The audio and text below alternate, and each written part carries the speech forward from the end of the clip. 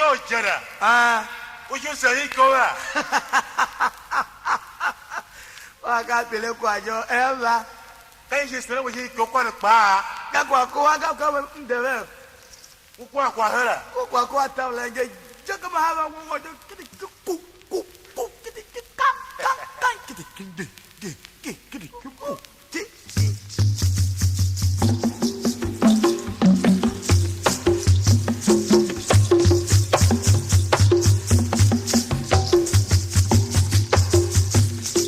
Jalo pede patu dia kupa ya kinge kae bale gao wakale bakae ya me pe ya gao ya me da ye gao pe ya nya to na kawe ya mana ma be Ake manu yeme, na ela, bebe na mona na saga, mungu ya yo, alo ya, pagabe ya manana, sana to oto, nala me merme, amo na nyalea, ape jalong kwene, ya Dajo, Chana one, Uru Semse, Wadamoyo, Wamo, Chani Rebo, Fungo Mama Wamba, Purana Ganye, Payoro Jave, Sedimente, Yaji, Taye, Chila Termo, Danu Tamacho, Gao Demo, Jala Wama, Chila Termo, Dalu Tamacho, Gao Demo.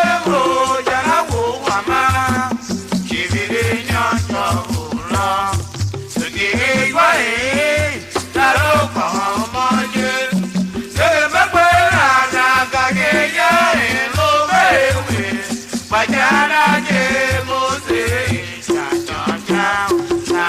cha, ana moyo wama, cha wana moyo wama, so baba so, me da dale na o, wa gele gele ta se za, gele gele ta se prande oro, wa gele gele ta se za, ya jale kule.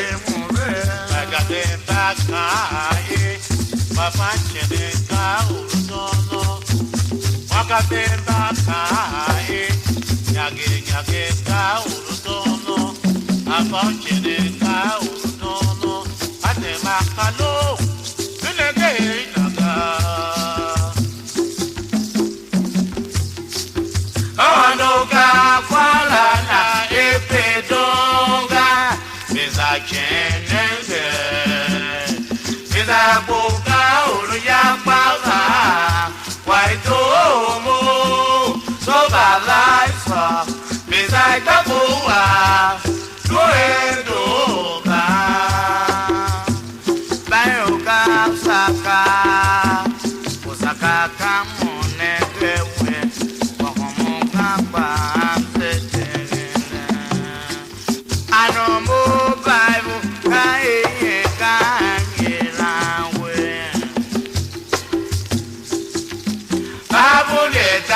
Nango, the me mwenda mdala mamada, kene wanati, bezaje na o, logo ye makwede, kwede mo wambatele, waje bengo mo baba chala, wele dajo na waje.